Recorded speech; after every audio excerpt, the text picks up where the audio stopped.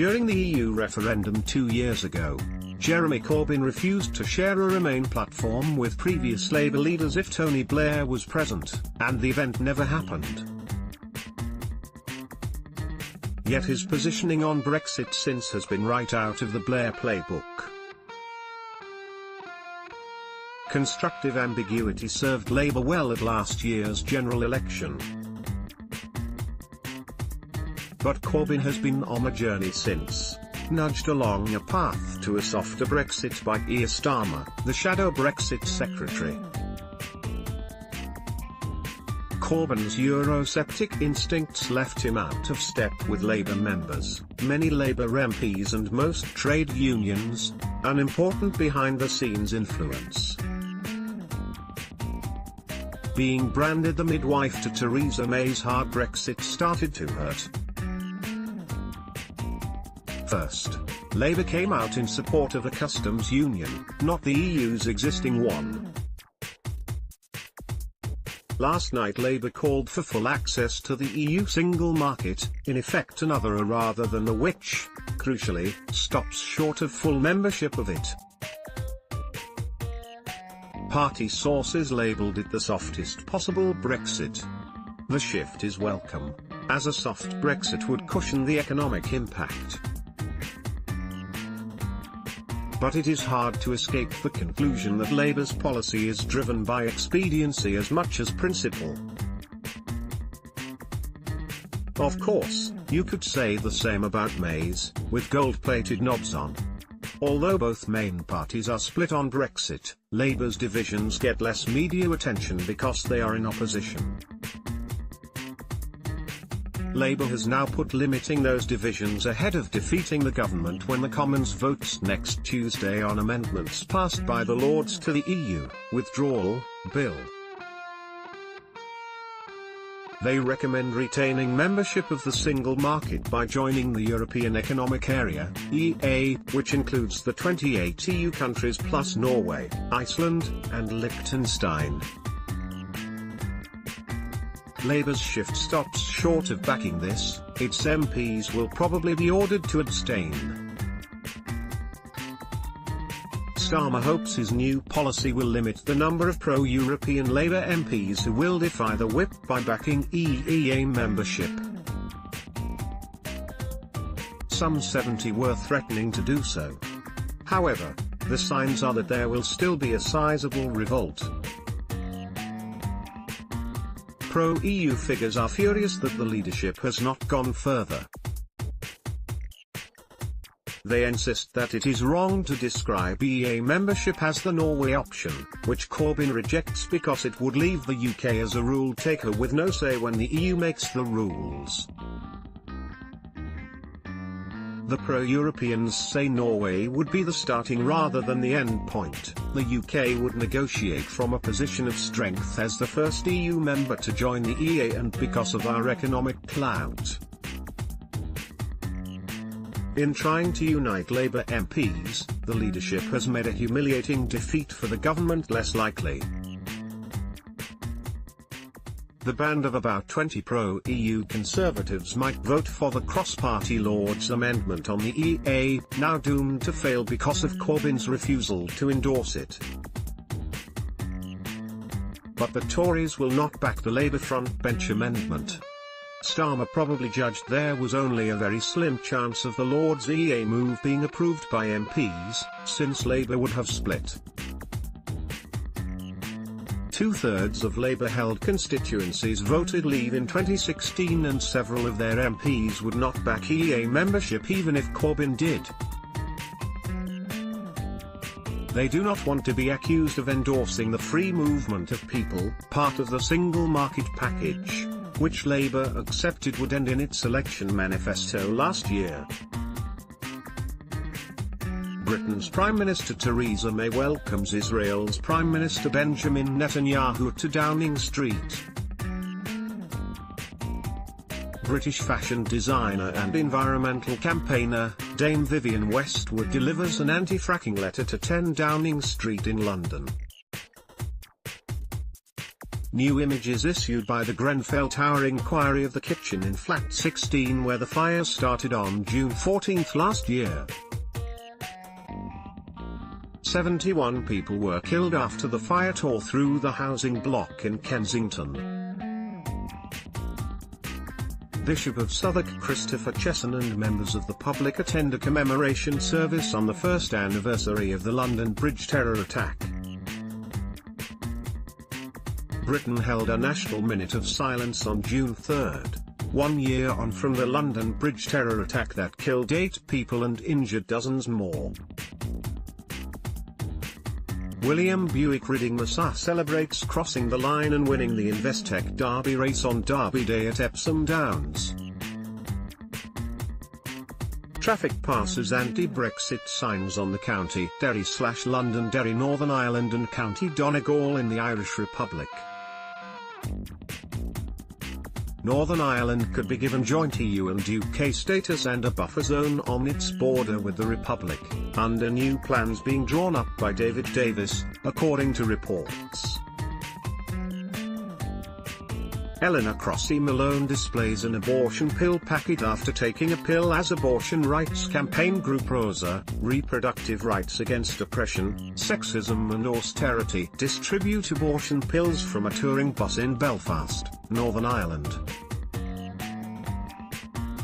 Flouting Northern Irish governmental laws which forbid the use of abortion pills, the group are also protesting outside offices belonging to the main political parties in the province.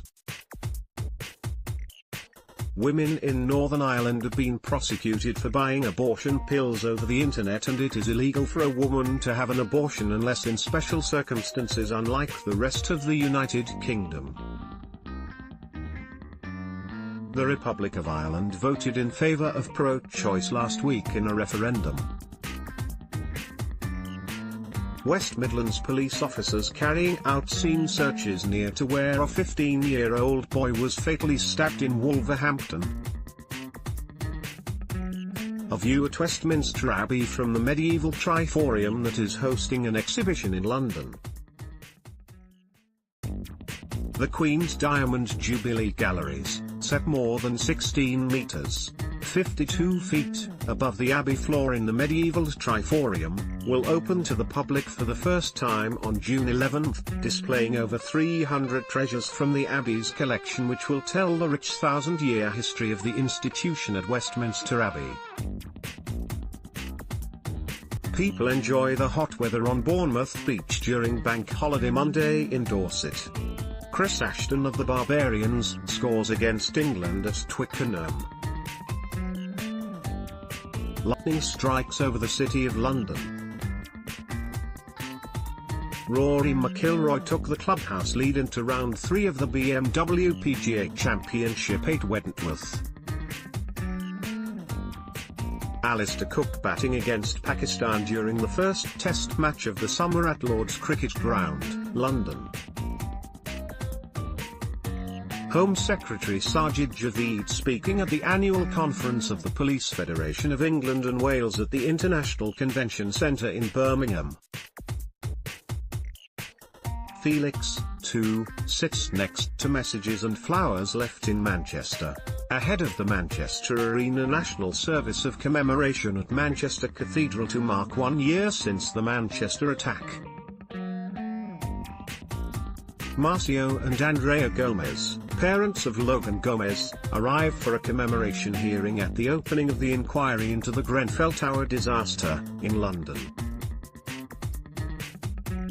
Brackley Town celebrate after winning the Build-based FA Trophy final after they beat Bromley on penalties at Wembley Stadium. Actress Meghan Markle reaches Prince Harry at the altar in St George's Chapel at Windsor Castle for their wedding service. Workers from the Covent Garden branch of TGI Fridays on the picket line outside the restaurant as they strike in a dispute over pay. Members of Unite are taking action on Friday in a row over tips and payment of the minimum wage. A police officer talks to a homeless man in Windsor ahead of the wedding of Prince Harry and Meghan Markle. Wing Commander John Butcher, commanding officer of 617th Squadron, left jokes with Britain's last surviving dambuster, Squadron leader George "Johnny" Johnson, during an event to mark the 75th anniversary of the dambusters' raids at RAF Coningsby. The Royal Air Force Battle of Britain Memorial Flight was hoping to fly one of the two remaining Avro Lancaster bombers over the Derwent and Lady Bower reservoirs, but high winds prevented the aircraft from taking off. 2018 marks the 100th anniversary of the formation of the RAF and the 75th anniversary of the 617th Squadron Dambusters operation. The Dambuster Raids, Operation Chastise, was an attack on German dams on 17 May 1943 by Royal Air Force No. 617th Squadron, using an innovative bouncing bomb, which skimmed on the surface of the reservoir before hitting the dam wall and exploding. President of Turkey Recep Tayyip Erdogan speaks as British Prime Minister Theresa May listens during a press conference after their meeting at 10 Downing Street. Erdogan is in the UK for a 3-day visit, which includes a closing lecture at the Tat Lidl Forum in Oxford, an audience with the Queen and talks with Theresa May. The funeral cortege of Alfie Evans goes past Everton's Goodison Park ground in Liverpool. Doctors at Alder Hey Children's Hospital in Liverpool stopped providing life support treatment to Alfie last month after his parents, Tom Evans and Kate James, lost 2 rounds of fights in the High Court, Court of Appeal, Supreme Court and European Court of Human Rights. Daisy May Cooper, the winner of the Female in a Comedy Award for this country, with her BAFTA. Thousands of union members marched through central London demanding a new deal for workers, in an event organised by the Trades Union Congress, TUC. Jeremy Corbyn with shipbuilding apprentices at the Fairfield Shipbuilding Museum in Govan. During a speech he called for Navy shipbuilding contracts to stay in the UK. Dominic Chilcott, right, British ambassador in Turkey, hands over a letter of apology from the UK government to Libyan dissident Abdul Hakim Belhaj, at the British consulate, in Istanbul.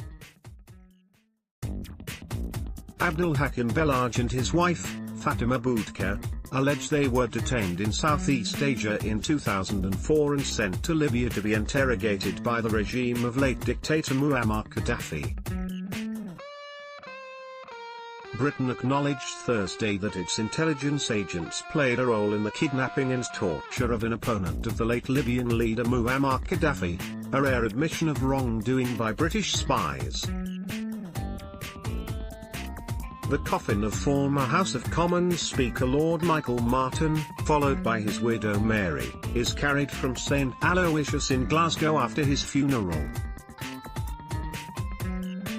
The former Labour MP died on Sunday, April 29, after a short illness at the age of 72. Mayor of London Sadiq Khan and Labour MP Heidi Alexander. Ms Alexander is standing down from Parliament after being confirmed as London's Deputy Mayor for Transport, replacing current Deputy Mayor Val Shawcross. Arsene Wenger bids farewell to Arsenal Football Club and the stadium he helped to build in more ways than one. It was Wenger's final home game of after 22 years in charge.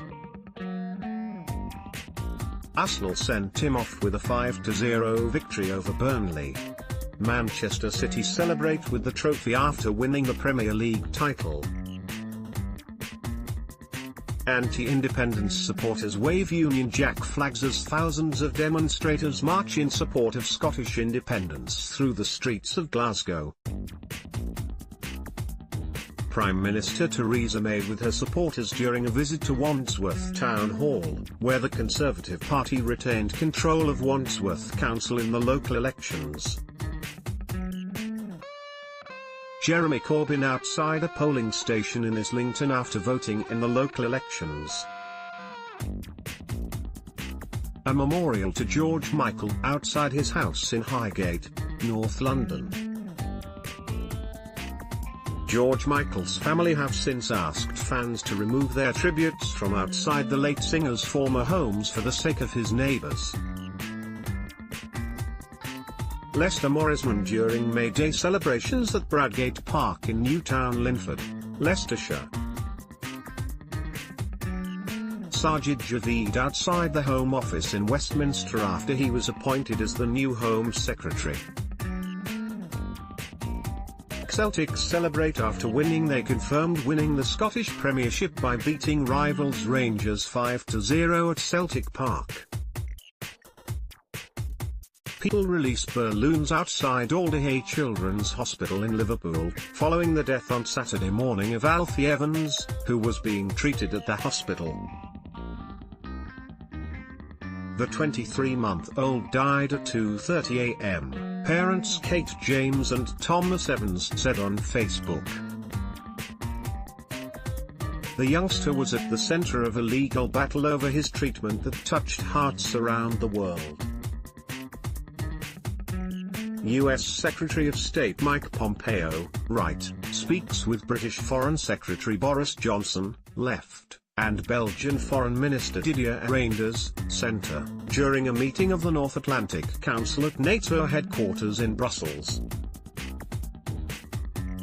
NATO held its last major meeting in its old headquarters, with talks focused on strained ties with Russia, a fresh peace effort in Afghanistan and a new training mission for Iraq. A protester wearing a mask depicting Facebook's CEO, Mark Zuckerberg, flanked by two protesters wearing angry emoji masks protest outside Portcullis House in central London.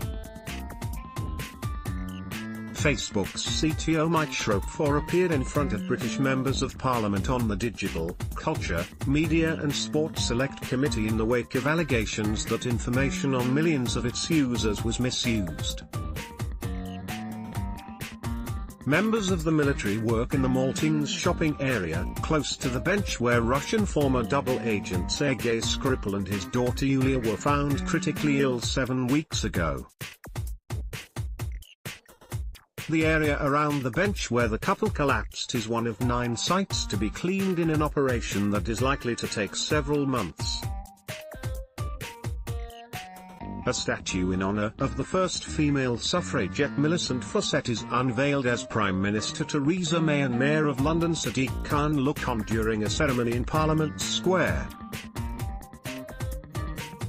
The statue of women's suffrage leader Millicent Fawcett is the first monument of a woman and the first designed by a woman, Turner Prize-winning artist Gillian Waring OBE, to take a place in Parliament Square.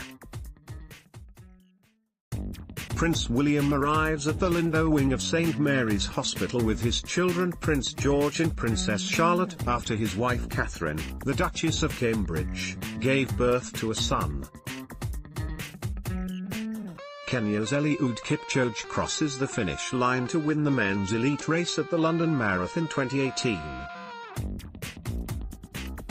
Team England athletes during the Commonwealth Games. Team England parade in Victoria Square, Birmingham.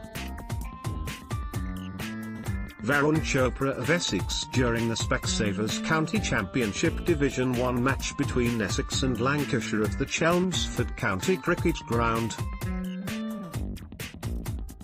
The game is being played in the warmest April temperatures in 70 years. A young boy cools off in the fountains in Piccadilly Gardens in Manchester. Canadian Prime Minister Justin Trudeau takes a selfie with Mayor of London Sadiq Khan and New Zealand Prime Minister Jacinda Ardern at City Hall in London, during the Commonwealth Heads of Government meeting. They discussed gender equality and issues affecting young people with London school children. Prime Minister Theresa May hosts a meeting with leaders and representatives of Caribbean countries at 10 Downing Street on the sidelines of the Commonwealth Heads of Government meeting. Perhaps Starmer is playing a clever, longer game. Labour's single market and customs union stance might yet appeal to Tory pro-Europeans when the Commons votes on May's deal this autumn. That is the critical moment. It's a bit rich for the Tories to mock Labour's latest bit of constructive ambiguity when, 2 years after the referendum and 9 months before we leave the EU, they haven't even negotiated a Brexit policy with themselves, let alone the EU 27. But to have credibility, an opposition does need to answer their "what would you do?" question. In the unlikely event that we have an election and Labour takes over the negotiations, the frosty atmosphere would certainly improve. Rubbing out May's red lines would open up a new game, but only up to a point. Labour's new policy is still a variation of the Tories' have cake and eat it approach. Would Brussels really allow a Labour government to retain the benefits of the internal market as the party seeks, without accepting its obligations? I doubt it. Corbyn would get a better deal if he went down the EA route. His caution about the Labour Leave vote in the North and Midlands is understandable, but it may be softening. A YouGov survey of 23,000 people suggests that 1 million Labour voters who backed Brexit are now having second thoughts. Writing in Prospect, the former YouGov president Peter Kellner concludes that the 2-to-1 backing for Remain among Labour supporters in 2016 is now almost 3-to-1. Corbyn has more room for manoeuvre than he thinks. He should use it.